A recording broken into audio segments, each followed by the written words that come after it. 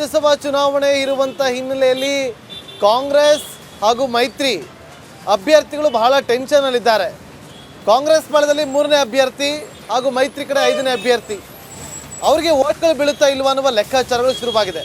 ಈ ನಡುವೆ ಪಕ್ಷೇತರ ಅಭ್ಯರ್ಥಿಗಳು ಹಾಗೂ KRP ಪಕ್ಷದ ಶಾಸಕರಾಗಿರುವಂಥ ಜನಾರ್ದನ್ ರೆಡ್ಡಿ ಓಟ್ ಯಾರಿಗೆ ಅನ್ನೋ ಪ್ರಶ್ನೆಗಳು ಬಂದಾಗ ಕಾಂಗ್ರೆಸ್ಗೆ ಬೀಳುತ್ತಾ ಅನ್ನುವ ಒಂದಷ್ಟು ಕುತೂಹಲ ಕೇಳಿಸ್ತದೆ. ಯಾಕೆಂದರೆ ಮೊನ್ನೆ ಅಷ್ಟೇ ವಿಧಾನಸೌಧದ ಮುಂಭಾಗದಲ್ಲಿ DCM DK ಶಿವಕುಮಾರ್ ಅವರು ಜನಾರ್ದನ್ ರೆಡ್ಡಿ ಅವರನ್ನು ಸಂಪರ್ಕ ಮಾಡಿದ್ವಿ ಅಂತ ಹೇಳಿದರು.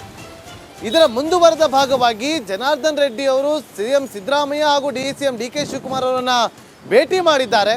ಆ ಭೇಟಿ ಬಹಳ ಕುತೂಹಲ ಇದೆ. ಈ ಸಂದರ್ಭದಲ್ಲಿ ಜನಾರ್ದನ್ ರೆಡ್ಡಿ ಅವರಿಗೆ ಇಬ್ಬರೂ ನಾಯಕರು ಕಾಂಗ್ರೆಸ್ ಅಭ್ಯರ್ಥಿಗೆ ಮತ ಹಾಕಿ ಅಂತ ಹೇಳಿ ಅವರು ತಿಳಿಸಿದ್ದಾರೆ. ಭಾರಿ ಕುತೂಹಲ ಮೂಡಿಸಿದ ಪಕ್ಷೇತರ ಶಾಸಕರ ನಿಲುವು ಏನು ಮಾತಾಡಿದ್ರೆ ಕೇಳ್ಕೊಂಬನ್ನಿ.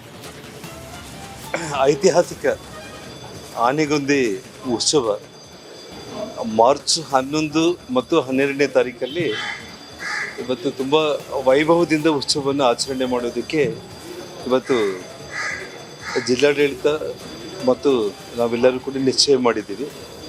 ಆ ವಿಚಾರದಲ್ಲಿ ಸನ್ಮಾನ್ಯ ಮುಖ್ಯಮಂತ್ರಿಗಳಾದ ಸಿದ್ದರಾಮಯ್ಯನವರು ಮತ್ತು ಸನ್ಮಾನ್ಯ ಉಪಮುಖ್ಯಮಂತ್ರಿಗಳಾದ DK ಶಿವಕುಮಾರ್ ನಾನು ಅವ್ರನ್ನ ಆಹ್ವಾನ ಮಾಡಿದ್ದೇನೆ ಉತ್ಸವದ ಉದ್ಘಾಟನೆಗೋಸ್ಕರ. ಐತಿಹಾಸಿಕ ಆನೆಗೊಂದಿ ಉತ್ಸವ ಮಾರ್ಚ್ 11 ಮತ್ತು 12ನೇ ತಾರೀಕಲ್ಲಿ ಇವತ್ತು ತುಂಬ ನಾನು ನೋಡಿ ಇವತ್ತು ಎಲ್ಲರೂ ಕೂಡ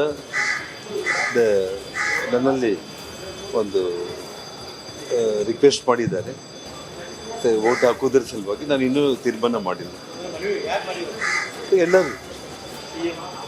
ಎಲ್ಲರೂ ಮಾಡಿದ್ದಾರೆ.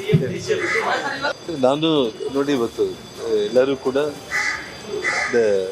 ನನ್ನಲ್ಲಿ ಒಂದು ರಿಕ್ವೆಸ್ಟ್ ಮಾಡಿದ್ದಾರೆ ವೋಟ್ ಹಾಕೋದ್ರ.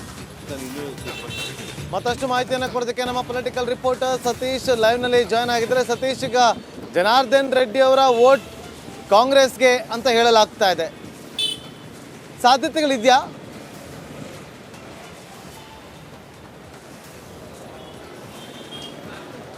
ನಾಗೇಂದ್ರ, ಆ ಬಗ್ಗೆ ಸಾಕಷ್ಟು ಚರ್ಚೆಗಳಾಗ್ತಾ ಇದೆ. ಈಗಾಗಲೇ ಕಾಂಗ್ರೆಸ್ ಮುಖ್ಯಮಂತ್ರಿಗಳು ಮತ್ತು DCM DK ಶಿವಕುಮಾರ್ ಅವರು ಜನಾರ್ದನ್ ರೆಡ್ಡಿ ಅವ್ರ ಜೊತೆ ಮಾತುಕತೆ ನಡೆಸಿದ್ದಾರೆ ಅಂತ ಹೇಳ್ತಾ ಇದ್ದಾರೆ. ಇನ್ನೊಂದು ಕಡೆ BJP ಅವರು ಕೂಡ ಜನಾರ್ದನ್ ರೆಡ್ಡಿ ಅವ್ರ ಜೊತೆ ಮಾತುಕತೆ ನಡೆಸಿದ್ದಾರೆ. ನಮ್ಮ ಪಕ್ಷಕ್ಕೆ ಮತ ಹಾಕಬೇಕು ಅನ್ನೋ ಒಂದು ಮನವಿಯನ್ನು ಮಾಡ್ಕೊಂಡಿದ್ದಾರೆ. ಕಾದು ನೋಡಬೇಕು.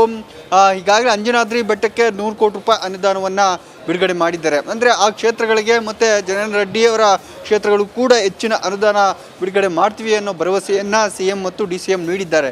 ಹೀಗಾಗಿಯೇ ಅವರು ಮತ ಕಾಂಗ್ರೆಸ್ಗೆ ಹೋಗುತ್ತಾ ಅನ್ನೋ ಒಂದು ಚರ್ಚೆಗಳು ನಡೀತಾ ಇದೆ. ಅವರ ಭೇಟಿ ವೇಳೆ ಈ ಬಗ್ಗೆ ಚರ್ಚೆ ಆಗಿದೆ, ಆದರೆ ಅದು ಬಹಿರಂಗಪಡಿಸ್ತಾ ಇಲ್ಲ. ನಾಳೆ ಚುನಾವಣೆ ಇದೆ, ಕಾದು ನೋಡಬೇಕು ಜನಾರ್ದನ್ ರೆಡ್ಡಿ ಅವರ ನಿಲುವು ಯಾರ ಕಡೆ ಆಗಿರುತ್ತೆ. ಒಂದು ಕಡೆ BJP ಕೂಡ ಒತ್ತಾಯ ಮಾಡ್ತಾಯಿದೆ. ಅದೇ ರೀತಿ ಕುಪೇಂದ್ರ ರೆಡ್ಡಿ ಅವರು ಕೂಡ ಮನವಿಯನ್ನು ಮಾಡಿದರು. ಜನಾರ್ದನ್ ರೆಡ್ಡಿ ಅವರಿಗೆ ಫೋನ್ ಮುಖಾಂತರ ಮತ್ತು ನೇರವಾಗಿ ಭೇಟಿ ಮಾಡಿ ನಮಗೆ ಮತ ಹಾಕಬೇಕು ಅನ್ನೋ ಒಂದು ಮನವಿ ಮಾಡಿದರು. ಎಲ್ಲ ಪಕ್ಷಗಳು ಭೇಟಿ ಮಾಡಿ ಮಾತುಕತೆ ನಡೆಸ್ತಾ ಇದ್ದಾರೆ. ಆದರೆ ನಾನು ಇನ್ನೂ ತೀರ್ಮಾನ ತೆಗೆದುಕೊಂಡಿಲ್ಲ ಅನ್ನೋದು ಅವರ ನಿಲುವಾಗಿದೆ. ಬಹುತೇಕ ಅವರು BJP ಅಥವಾ ಕಾಂಗ್ರೆಸ್ನ ಅಭ್ಯರ್ಥಿಗೆ ಮತ ಹಾಕುವ ಸಾಧ್ಯತೆ ಇದೆ. ಆದರೆ ಇಬ್ಬರಲ್ಲಿ ಯಾರಿಗೆ ಅನ್ನೋದು ಇನ್ನೂ ಕುತೂಹಲ. BJP ಅವರು ಕೂಡ ಅವ್ರಿಗೆ ಮನವಿ ಮಾಡಿದ್ದಾರೆ. ಅದ್ರ ಜೊತೆಗೇ ಕಾಂಗ್ರೆಸ್ CM DCM ಅವರು ಕೂಡ ಅವರ ಅನುದಾನ ವಿಚಾರ, ಬೇರೆ ಬೇರೆ ಕ್ಷೇತ್ರದ ಅಭಿವೃದ್ಧಿ ವಿಚಾರವಾಗಿ ಅವ್ರಿಗೆ ಭರವಸೆ ಕೊಟ್ಟಿರ್ಬೋದು. ಹೀಗಾಗಿಯೇ ಜನಾರ್ದನ್ ರೆಡ್ಡಿ ನಿಲುವು ಯಾವ ರೀತಿ ಇರುತ್ತೆ ನಾಳಿನ ಮತದಾನದ ಬಳಿಕ ಸ್ಪಷ್ಟ ಆಗುತ್ತೆ. ಚುನಾವಣಾ ಫಲಿತಾಂಶ ಬಂದ ಬಳಿಕ ಅದು ಸ್ಪಷ್ಟ ಆಗುತ್ತೆ. ನಾಗೇಂದ್ರ.